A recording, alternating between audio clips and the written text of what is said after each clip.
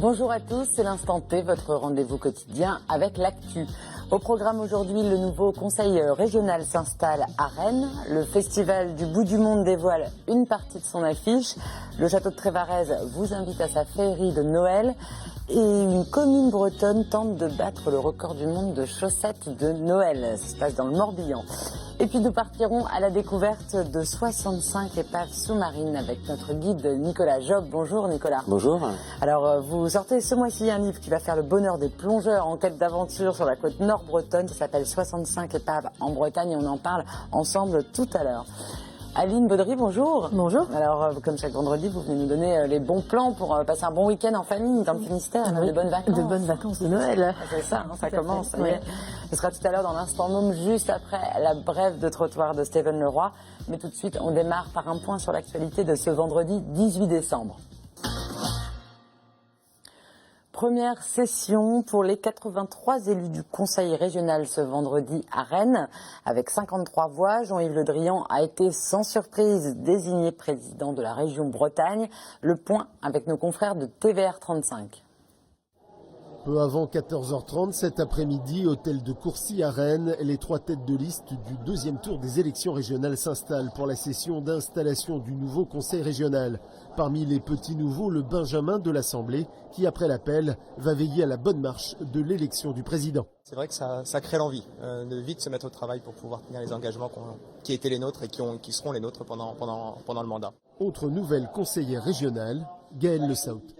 Énormément d'émotions, vraiment beaucoup d'émotions. Je pense à mes parents qui étaient des militants de gauche et je pense qu'aujourd'hui ils seraient très fiers de me voir ici. Vote individuel à bulletin secret, les 83 conseillers régionaux ont dû départager Gilles Penel et Jean-Yves Le Drian. 12 pour le candidat frontiste, 53 pour le ministre de la Défense. Jean-Yves Le Drian a été réélu pour son troisième mandat.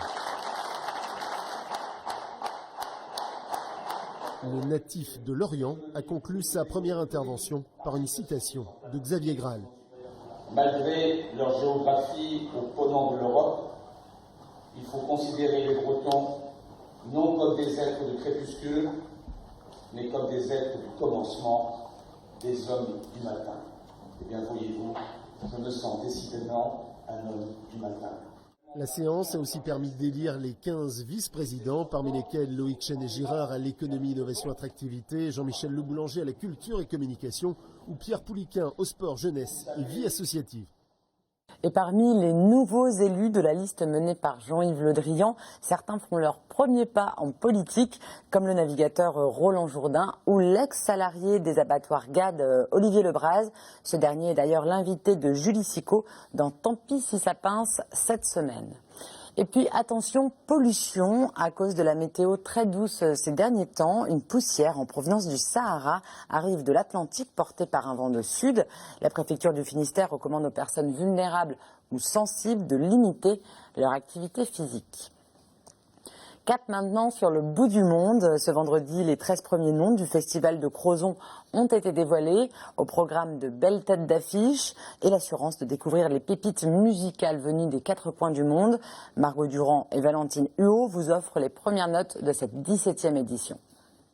Les premiers artistes à fouler la prairie de Landaoudec au Festival du Bout du Monde sont enfin connus. À Crozon, de belles têtes d'affiche comme le groupe français Boulevard Désert sont d'ores et déjà programmées, mais pas que.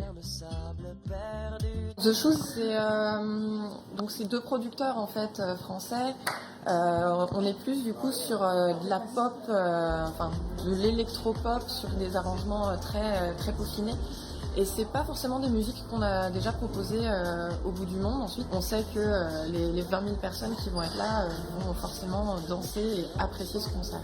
Là, Tikunja, effectivement, a sorti un nouvel album, Racine, où il reprend des grands classiques, des 11 grands classiques du reggae, avec des instruments africains. L'année prochaine, direction la Pologne avec Laboratorium Pieśni, un groupe de 8 chanteuses polonaises. La femme sera également mise à l'honneur avec le collectif Les Amazones d'Afrique.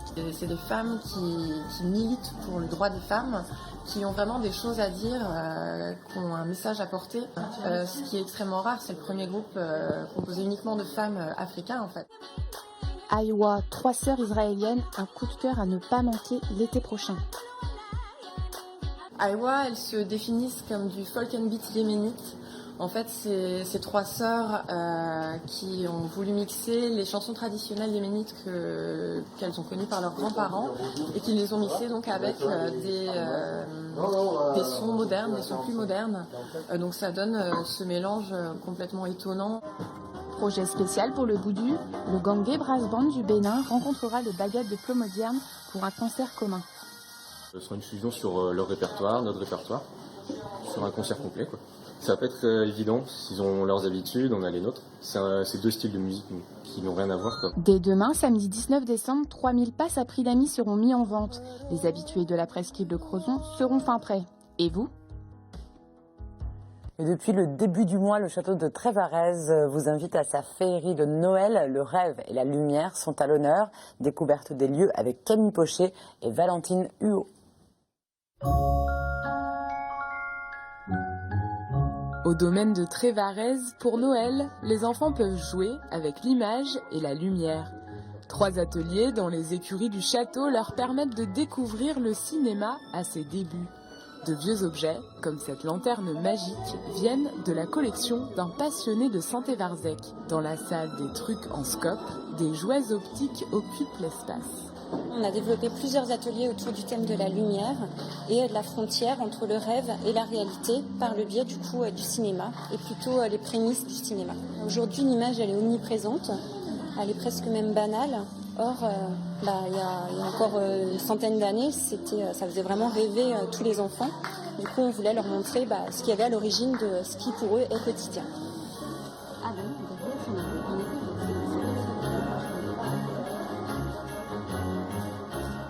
Cet atelier est le seul qui est ouvert aux familles, les autres sont accessibles uniquement aux centres aérés et aux groupes de scolaires. Ici, les enfants fabriquent des thomascopes ou encore des flipbooks, aussi appelés folioscopes.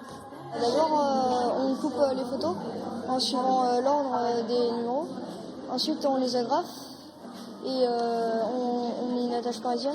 Et ensuite, on le fait tourner très vite. Et après, les images, elles s'animent. Pour créer son propre flipbook, c'est tous les après-midi jusqu'au 3 janvier. Après les ateliers, les familles se dirigent vers le château de Trévarez et ses illuminations qui allient rêve et lumière.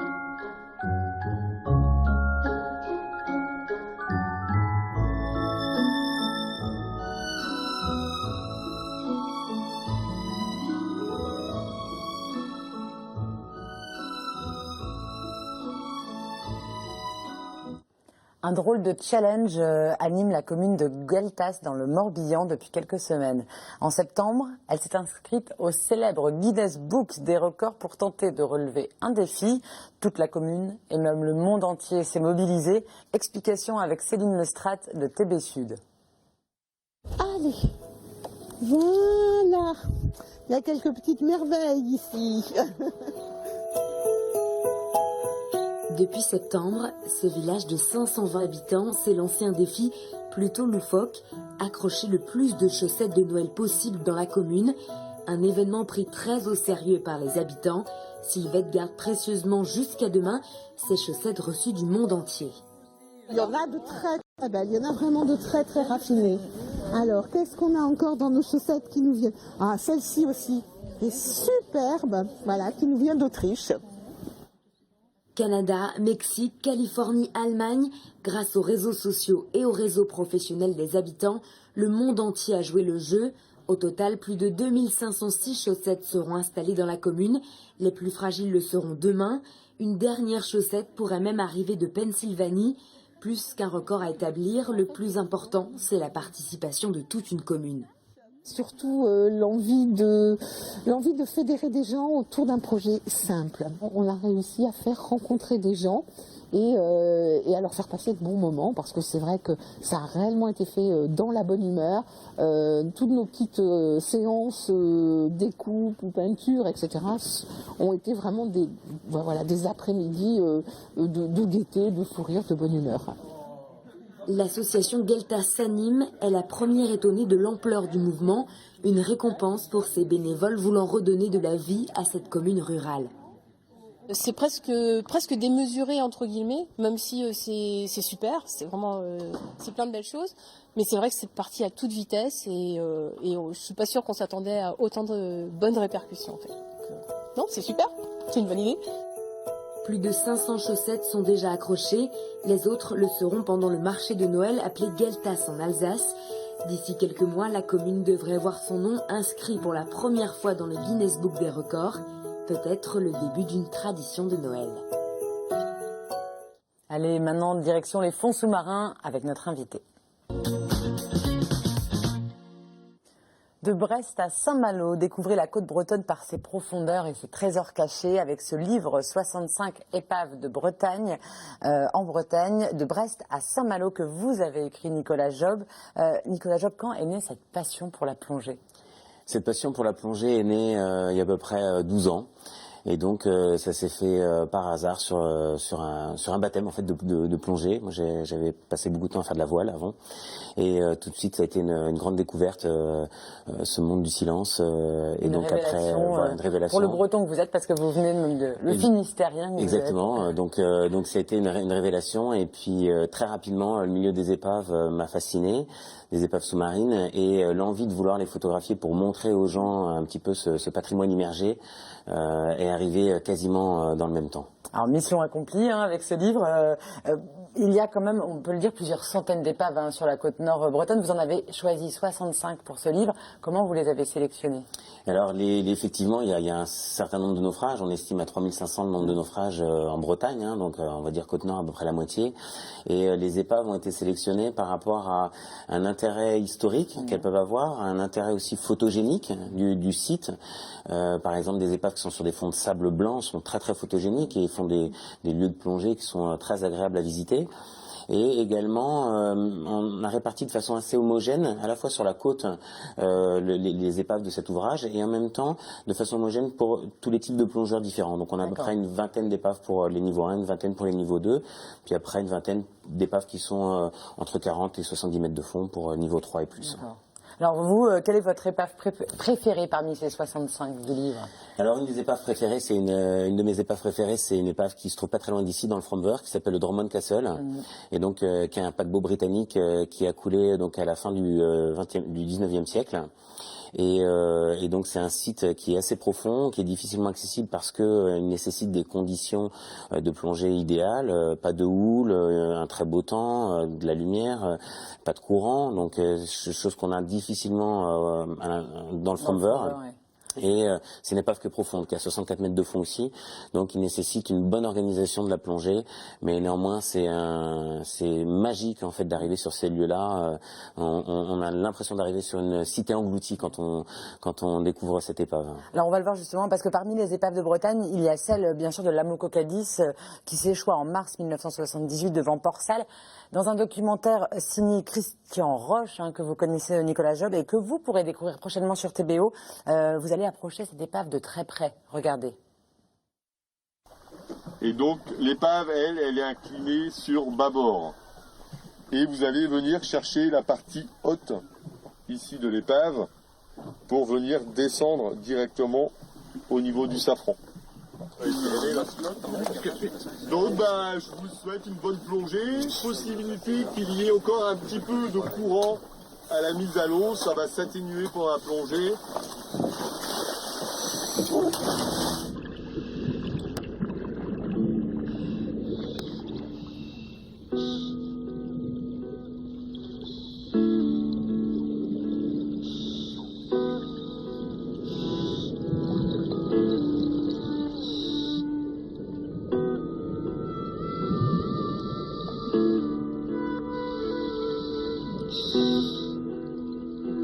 L'Amococadis est l'un des plus grands navires coulés au monde. Il est d'ailleurs conseillé aux plongeurs de ne pas trop s'aventurer à l'intérieur au risque de ne jamais retrouver leur chemin.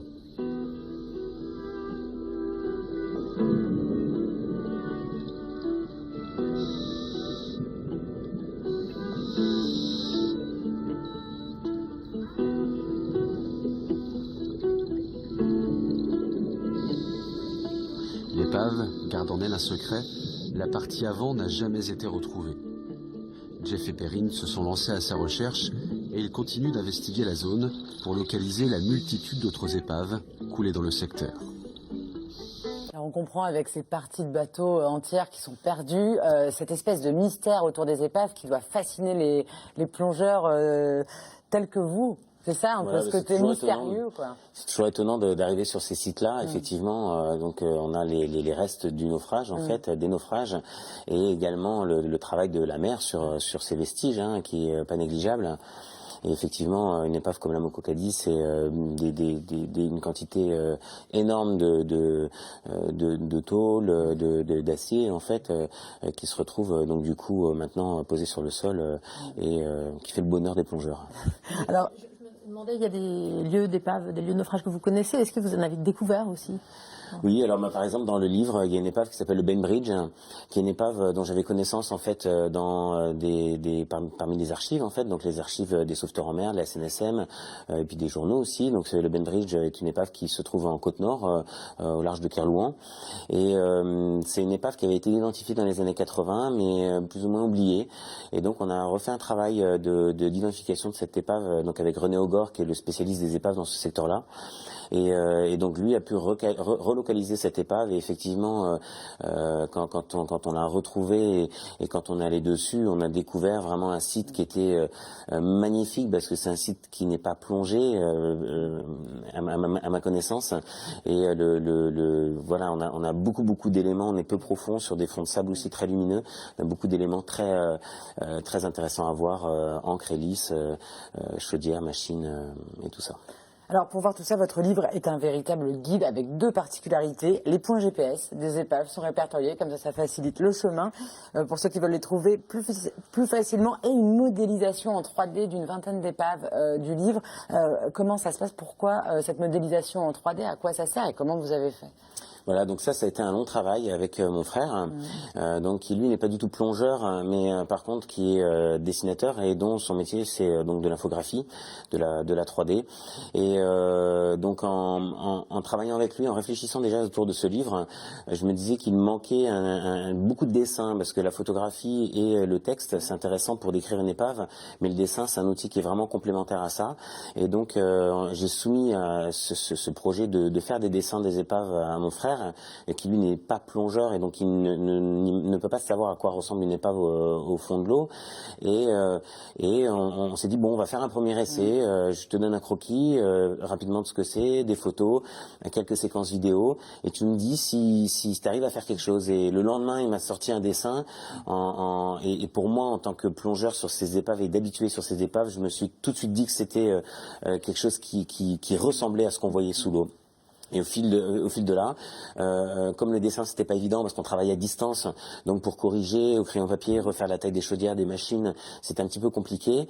Donc du coup on est parti sur de la 3D, qui est un outil un petit peu plus facile à utiliser, parce que pour redimensionner en fait tous les éléments de l'épave, c'est beaucoup plus simple une fois que c'est modélisé sur l'ordinateur. Ça rend super bien, quoi. On se rend vraiment compte où tout est, enfin dans quel sens il est tombé, où sont tombées les choses. C'est vraiment un vrai plus, je pense, qui fait de votre livre. Quelque chose d'assez novateur en fait pour les livres de plongée, où on a souvent cette combinaison de photos et de dessins, mais l'aspect 3D était un travail très intéressant. Une dernière question, Nicolas Job, parce qu'après on n'aura plus le temps. Ce livre, il n'est pas que pour les plongeurs, il est aussi pour les pas plongeurs qui ont envie de se balader dans les fonds sous-marins à travers vos pages. Donc ce que je remarque, c'est que, et c'est un peu dans ce sens-là aussi que j'ai préparé cet ouvrage, c'est un ouvrage qui est c'est un guide de plongée, donc qui est aussi pour les plongeurs, de manière à ce qu'ils puissent aller sur ces sites qui sont souvent très peu plongés et magnifiques, donc pour amener un certain nombre de plongeurs sur ces sites-là.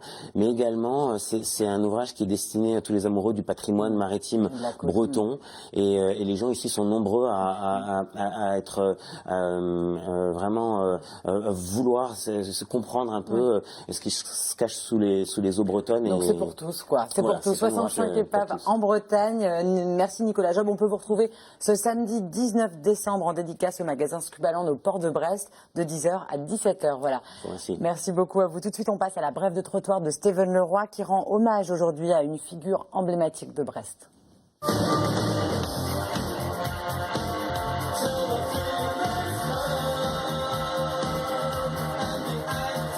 Ouais, ça gaze avec toi ou quoi? Ouais, bon, la semaine dernière, je t'expliquais vaguement que quand t'allais pas bien, fallait faire un peu appel aux souvenirs quand t'étais môme, ça, pour aller mieux, quoi. Et puis, moi, ça allait mieux jusqu'au milieu de semaine où, t'as appris dans le journal, quoi, Lucky est mort, quoi. Alors, tout le monde connaît Lucky, hein, mais si toi tu connais pas Lucky, c'est que fatalement t'as moins de 40 barreaux. Parce que quand t'as plus de 40 barreaux, tu connaissais fatalement Lucky. Parce que quand t'étais jeune, t'allais soit en boîte, soit au Mel. Les mecs qui te demandaient, tu es en boîte ce soir? Bah non, je vais au mélo.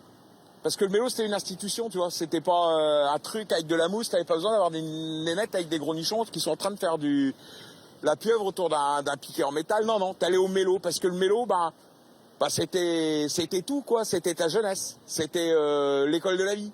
C'est là qu'il y avait des mecs qui avaient des cheveux jusque-là.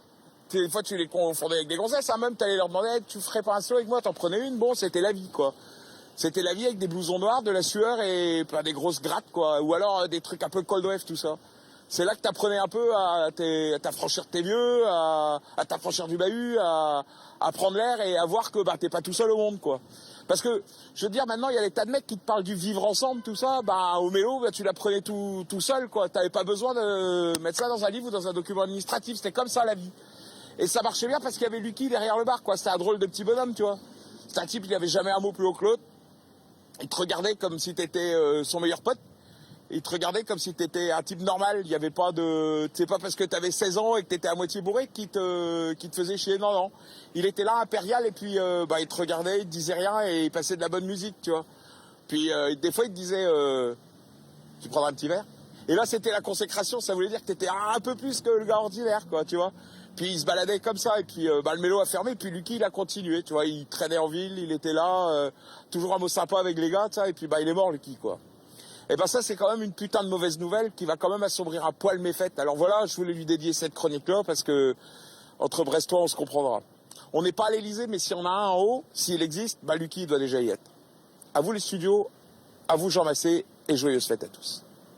Voilà, et à l'occasion de la 4e saison des Brèves de trottoir de Stéphane Leroy qui sort en DVD, Stéphane sera en dédicace à Dialogue Musique à 16h ce dimanche. Voilà, tout de suite on passe à l'instant môme. Avec plein de belles choses à faire pendant les vacances avec les enfants. Oui, les vacances vont être chargées. On va essayer de bouger un peu cette année et de pas comater entre deux dindes. De Noël, le plat, bien sûr. Pendant les vacances, il y a 1000 choses à faire. On va commencer par des événements originaux, comme le Disco Soup. C'est à Briec, samedi 19. C'est un chouette rendez-vous, vraiment sympa, avec des jeux pour les enfants, des bourses aux jouets, et puis surtout des ateliers autour de la cuisine anti-gaspi, local, solidaire, enfin voilà, des ateliers pluche, cuisine, c'est vraiment une ambiance très conviviale. Et le soir, grosse fiesta avec un groupe de musique locale, c'est à l'Artémuse à Briec, le 19. C'est bien, on démarre bien les vacances. Mais tout à fait, d'autant plus que le même jour, le 19, à l'Esconil, rendez-vous à 15h pour venir écouter des contes de Noël, avec une petite... conteuse donc, qui seront suivies d'un goûter et d'une balade en musique jusqu'au port pour assister à 17h30 à l'arrivée d'un gros bonhomme que tout le monde attend pendant les vacances. Il arrive en bateau. Et il n'arrive pas en traîneau cette fois, mais bien en bateau, sur donc le port de l'Esconil, samedi à 17h30. Alors comme les années précédentes, puisque c'est la 3e fois, le Père Noël, puisque c'est bien lui, offrira aux enfants des friandises. On pourra aussi acheter du vin, des gâteaux, enfin ambiance de petit marché de Noël très très sympa. Alors à Crozon, par contre, on reste un peu plus tradit. Tout à fait. Sur la presqu'île de Crozon, c'est déjà la 10e année, les 19, 20 et 23 décembre, à la chapelle de Talargrosse. Je ne sais pas si je prononce bien. On me souffle dans l'oreille. Pardon, Talargrosse. La 10e édition donc de la crèche vivante du bout du monde. On en parlait tout à l'heure du bout du monde. C'est 1 heure de spectacle, son et lumière, des animaux vivants, des dialogues. Pour le coup, c'est un vrai spectacle très très classique, mais de Noël, qui culturellement, à mon avis, est quand même assez intéressant aussi. Alors, tout est sur la durée des vacances. Est-ce qu'on a d'autres choses à faire après Noël? Des choses un peu moins ponctuelles qui durent un peu plus longtemps, effectivement. À Rospordin, le programme est bien chargé aussi, avec les féeries, qui est organisé par la ville de Rospordin. Ça dure du 19 au 30 décembre, et quasiment tous les jours, il y a des animations pour tous les âges. Alors, il faut vraiment aller regarder le programme, parce que c'est très très chargé. Il y a des spectacles, des ateliers, des balades avec des ânes, des ciné, des jeux de piste, des jeux gonflables aussi avec Jumpland qui revient, des balades aux lampions, une boum pour les ados et là aussi il revient le Père Noël. Ah là là, il sera partout, il n'y a pas moyen de le louper. Une ambiance géniale. Super, et puis Océanopolis aussi, voilà, pour rester dans la plongée avec Nicolas, avec une expo sur des aurores boréales et des grands poissons qui peuvent mesurer jusqu'à 11 mètres, c'est formidable. Merci beaucoup Aline, merci Nicolas, bonnes vacances à tous les deux, mais nous on se retrouve quand même lundi, on n'est pas encore en vacances, même heure sur le plateau, d'ici là, passez un bon week-end sur TBO. Ciao.